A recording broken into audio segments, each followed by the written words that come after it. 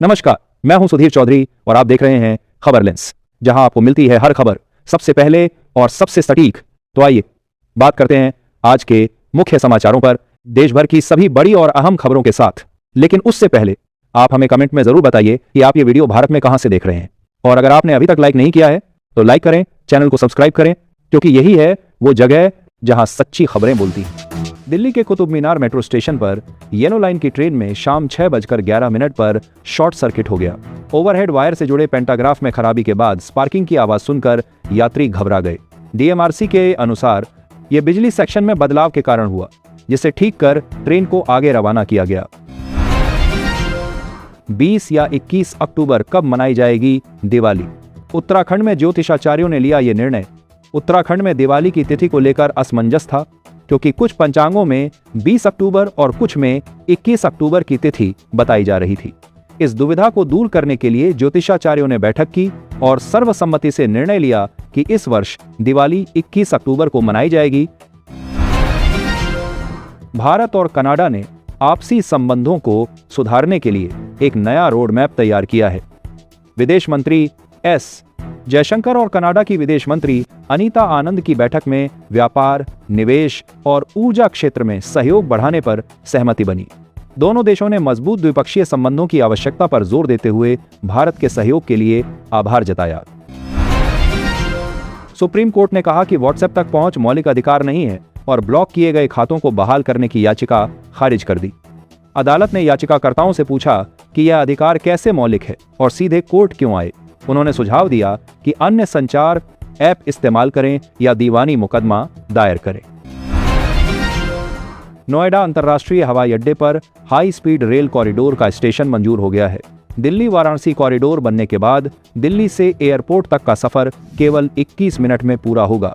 यह परियोजना क्षेत्र के आर्थिक विकास को बढ़ावा देगी और यात्रियों का समय बचाएगी।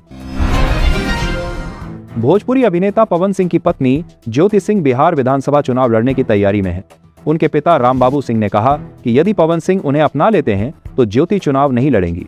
निर्वाचन क्षेत्र और पार्टी जल्द तय होगी। ज्योति की पसंद काराकाट सीट है। रामबाबू ने कहा कि पवन और ज्योति साथ रहें तो बेहतर है, अन्यथा ज्योति चुनाव में उतरेगी। गाजा में हमास ने 20 इजरायली बंधकों को रिहा किया, जिसके जवाब में इजरायल ने भी फलस्तीनी कैदियों को छोड़ना शुरू किया। अमेरिकी राष्ट्रपति डोनाल्ड ट्रंप ने इजरायल का दौरा कर गाजा युद्ध के खत्म होने की घोषणा की और क्षेत्र में शांति स्थापित करने का आग्रह किया। प्रधानमंत्री नरेंद्र मोदी ने इस एक कदम की सराहना की। बिहार की राजनीति में एनडीए की सीट शेयरिंग को लेकर हलचल तेज हो गई है। जदयू ने सिंबल देना शुरू कर दिया है, जबकि भाजपा उम्मीदवारों को कागजात तैयार रखने का निर्देश दे रही है। हम और रालोमो दल सीटों को लेकर असंतोष जता रहे हैं। अब सबकी निगाहें विपक्षी खेमे के उस नए दल पर हैं, जिसके शामिल होते ही एनडीए में सीटों का खेल फिर से बदल सकता है। मिस्र शांति सम्मेलन में प्रधानमंत्री नरेंद्र मोदी शामिल नहीं होंगे, बल्कि भारत की ओर से विदेश राज्य मंत्री भेजे जाएंगे। कांग्रेस सांसद शशि थरूर ने इस फैसले पर सवाल उठाते हुए भारत के प्रतिनिधित्व के स्तर को लेकर चिंता जताई। सम्मेलन में 20 देशों के शीर्ष नेता इजरायल गाजा संघर्ष के समाधान पर चर्चा करेंगे। 160 की रफ्तार से दौड़ेंगी ट्रेन, कोहरे में भी कम नहीं होगी। रेल की स्पीड। भारतीय रेलवे अब 160 किमी प्रति घंटे की रफ्तार से ट्रेनें चलाने की तैयारी में है। कोहरे के कारण अब ट्रेनों की गति कम नहीं होगी। रेलवे आधुनिक तकनीक का इस्तेमाल करके सुरक्षित यात्रा सुनिश्चित करेगा, जिससे यात्रियों को समय पर अपने गंतव्य तक पहुंचने में सुविधा होगी। मध्य प्रदेश के छिंदवाड़ा में जहरीले कफ सिरप कांड में न्यू अपना फार्मा पर सबूत मिटाने का आरोप लगा है। एफडीए ने पुलिस को रिपोर्ट सौंपी है और संचालक को सह आरोपित बनाने की तैयारी है। ड्रग इंस्पेक्टर्स ने अन्य मेडिकल स्टोर से भी सैंपल लिए हैं।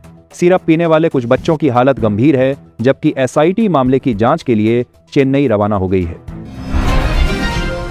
उत्तर प्रदेश में शिक्षक पात्रता परीक्षा टीटी 2026 की तिथि 29 और 30 जनवरी घोषित की गई है, लेकिन इस तिथि पर परीक्षा आयोजित करना मुश्किल लग रहा है। नए अध्यक्ष के चयन में समय लगने और तैयारी के लिए कम समय होने के कारण यह चिंता है। आयोग अभी तक नई भर्ती विज्ञापन जारी नहीं कर सका है और पिछली टीजीटी पीजीटी भर्ती परीक्षा भी नहीं कराई गई है। बिहार विधानसभा चुनाव में प्रशांत किशोर की जन स्वराज पार्टी ने 65 प्रत्याशियों की दूसरी सूची जारी की है। पीके ने कहा कि अति पिछड़ा समाज को पार्टी 70 टिकट देगी। इस घोषणा से बिहार की राजनीति में हलचल मच गई है और चुनावी माहौल गर्म हो गया। झारखंड के बोकारो के मुरपा जंगल में सुरक्षा बलों का सर्च अभियान जारी है। इस दौरान पुलिस ने नक्सलियों के खिलाफ तलाशी के दौरान 2 SLR राइफल, मैगजीन और गोलियां बरामद की। यह बरामदगी आत्मसमर्पण कर चुके नक्सली भोला कोड़ा की निशानदेही पर हुई। पुलिस भोला से पूछताछ कर नेटवर्क का पता लगाने में जुटी है, जिस पर कई गंभीर मामले दर्ज हैं। पूर्वोत्तर रेलवे के 1441 किलोमीटर मार्ग पर कवच प्रणाली लगाने के लिए रेल मंत्रालय ने 492 करोड़ 21 लाख रुपए का बजट मंजूर किया है। इस प्रणाली से ट्रेनों की सुरक्षा बढ़ेगी और दुर्घटनाओं को रोका जाता है सकेगा। आधुनिक तकनीक के साथ यात्रियों की यात्रा सुरक्षित और आरामदायक होगी। सारण में लालू तेजस्वी को बड़ा झटका लगा है। परसा के राजद विधायक छोटेलाल राय ने इस्तीफा देकर जदयू की सदस्यता ले ली है। उन्होंने पहले भी जदयू के टिकट पर चुनाव जीता था। राजनीतिक जानकारों का कहना है कि टिकट बंटवारे से नाराज कई नेताओं के चलते और भी उठापटक हो सकती है। हरियाणा के नारनौल के पास 12 से अधिक गांवों में यूरेनियम की खोज के लिए ड्रिलिंग और टेस्टिंग तेजी से चल रही है। परमाणु ऊर्जा विभाग का मानना है कि यह खोज भारत के ऊर्जा क्षेत्र को मजबूती देगी और क्षेत्र को विश्व मानचित्र पर पहचान दिलाएगी। यूरेनियम का उपयोग बिजली, चिकित्सा और सुरक्षा जैसे क्षेत्रों में किया जाता है। इलाहाबाद उच्च न्यायालय ने उत्तर प्रदेश में सार्वजनिक जगहों और सड़कों से अतिक्रमण तुरंत हटाने का आदेश दिया है। अदालत ने अधिकारियों को तत्काल कार्रवाई और अतिक्रमणकारियों के खिलाफ उचित कदम उठाने के निर्देश दिए हैं।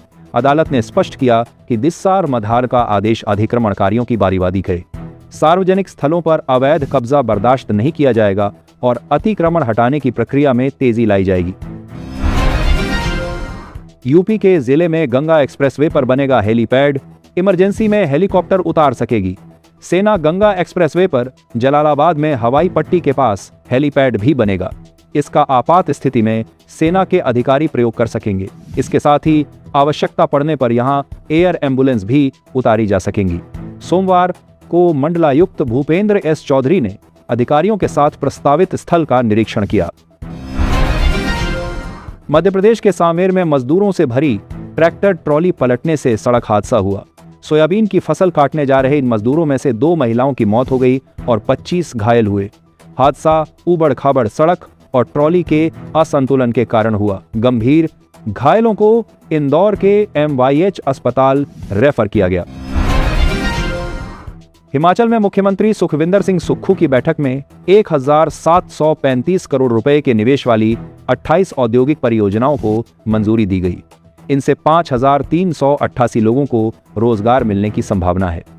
मुख्यमंत्री ने कौशल विकास, पर्यावरण के अनुकूल उद्योग और औद्योगिक भूखंडों की नीति पर जोर दिया। बक्सर से प्रताप सागर तक लगा भीषण जाम। बाईपास रोड में फंसे रहे वाहन बक्सर में बालू लदे। ट्रकों के प्रवेश पर रोक के बावजूद शहर में जाम लग रहा है, जिससे यातायात प्रभावित है। NH 922 पर दबाव बढ़ गया है क्योंकि ट्रक टोल बचाने के लिए शहर से गुजर रहे हैं। एक स्कूल वैन ने कई वाहनों को टक्कर मार दी, जिससे कई लोग घायल हो गए। चौसा कोचस मार्ग पर ट्रक धंसने से यातायात बाधित रहा। मुंबई में मेट्रो स्टेशन का नाम जवाहरलाल नेहरू पर न रखने को लेकर कांग्रेस ने भाजपा पर हमला बोला। भाजपा ने 2013 के शासनादेश का हवाला देते हुए कांग्रेस को ही जिम्मेदार ठहराया और कहा कि नेहरू का नाम हटाने की योजना उसी समय कांग्रेस सरकार ने बनाई थी। भाजपा ने पलटवार करते हुए कहा कि कांग्रेस ने हमेशा भाजपा के साथ भेदभाव किया है। उत्तराखंड के मुख्यमंत्री पुष्कर सिंह धामी ने कहा कि शिक्षा के नाम पर बच्चों के भविष्य से खिलवाड़ नहीं होगा। प्रदेश के करीब 230 मदरसे बंद कर दिए गए हैं और मदरसा बोर्ड खत्म कर दिया गया है। अब केवल वही मदरसे संचालित होंगे जिनमें राज्य शिक्षा बोर्ड का पाठ्यक्रम पढ़ाया जाएगा, ताकि उत्तराखंड में शिक्षा के मंदिर बने, कट्टरता के केंद्र नहीं।